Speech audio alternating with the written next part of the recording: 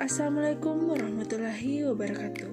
Hai teman-teman, jumpa lagi dengan saya Madania HSAMDKG, peserta pelatihan dasar CPNS Kabupaten Pasangkayu tahun 2022, angkatan 7, gelombang 3. Di video kali ini saya akan membahas tentang resume agenda 2, yaitu core value kolaboratif. Collaboration is a complex process which the main plans international knowledge sharing that becomes the responsibility of the parties. Linke and Secret 2005. Kolaborasi adalah proses yang kompleks yang menuntut pembagian pengetahuan yang terencana dan disengaja yang menjadi tanggung jawab semua pihak. Kode etik kolaboratif yaitu memberikan kesempatan kepada berbagai pihak untuk berkontribusi terbuka dalam bekerja sama untuk menghasilkan nilai tambah, menggerakkan pemanfaatan berbagai sumber daya untuk tujuan bersama. Irawan pada tahun 2017 mengungkapkan bahwa collaboration governance atau kolaborasi pemerintahan sebagai sebuah proses yang melibatkan norma bersama dan interaksi saling menguntungkan antara aktor governance. Berikut ini 6 kriteria penting kolaborasi. Forum yang diprakarsai oleh lembaga publik atau lembaga, peserta dalam forum termasuk aktor non-state, peserta terlibat langsung dalam pengambilan keputusan dan bukan hanya dikonsultasikan oleh agensi publik. Forum secara resmi diatur dan bertemu secara kolektif.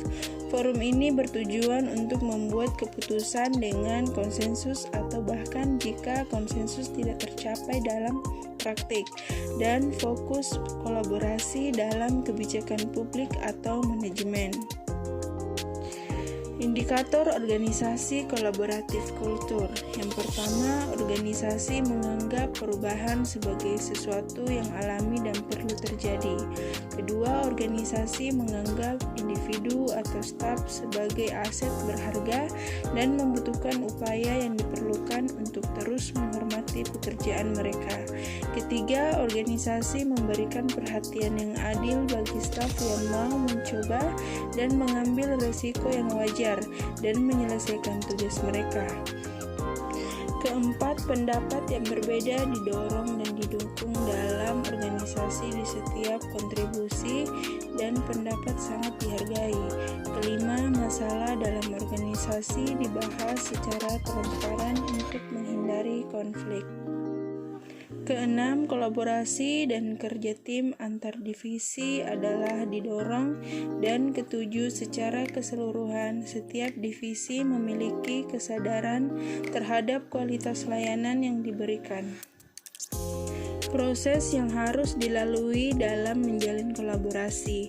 Yang pertama, trust building, membangun kepercayaan dengan stakeholder atau mitra kolaborasi. Kedua, face-to-face dialogue, membangun negosiasi yang baik dan bersungguh-sungguh. Yang ketiga, komitmen terhadap proses, pengakuan saling ketergantungan, sharing ownership dalam proses, serta keterbukaan terkait lingkungan bersama. Serta keempat, pemahaman bersama berkaitan kejelasan visi, definisi bersama terkait permasalahan serta mengidentifikasi dengan bersama. Dan yang kelima, menetapkan outcome antara. Whole of government, yaitu sebuah pendekatan penyelenggaraan pemerintahan yang menyatukan upaya-upaya kolaboratif pemerintahan dari keseluruhan sektor dalam ruang lingkup koordinasi yang lebih luas guna mencapai tujuan-tujuan pembangunan kebijakan, manajemen program, dan pelayanan publik. Oleh karenanya, whole of government dikenal juga sebagai pendekatan interagensi, yaitu pendekatan yang melibatkan sejumlah kelembagaan yang terkait dengan urusan-urusan yang relevan. Keuntungan whole of government. Pertama, outcomes focus. Berfokus pada outcomes yang tidak dapat dicapai oleh kementerian atau lembaga sektor secara masing-masing. Yang kedua, boundary spanning. Implementasi kebijakan tidak hanya melibatkan satu instansi, tetapi lintas instansi. Ketiga, enabling. Whole of government membuat pemerintah lebih mampu menangani tantangan kebijakan yang lebih kompleks. Strengthening prevention. Whole of government mendorong pencegahan terhadap masalah yang mungkin berkembang lebih jauh. Bentuk whole of government. Pertama, integrating service delivery, yaitu proses penyatuan pemberian layanan kepada publik. Kedua, koordinasi dan kolaborasi. Pemerintah horizontal yang berkoordinasi atau berkolaborasi dalam mencapai tujuan bersama.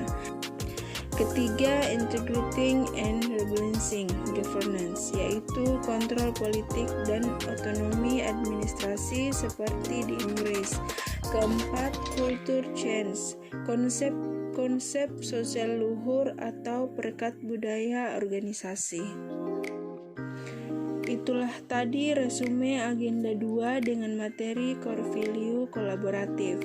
Semoga video ini dapat bermanfaat bagi kita semua. Sampai jumpa di video selanjutnya. Terima kasih. Assalamualaikum warahmatullahi wabarakatuh.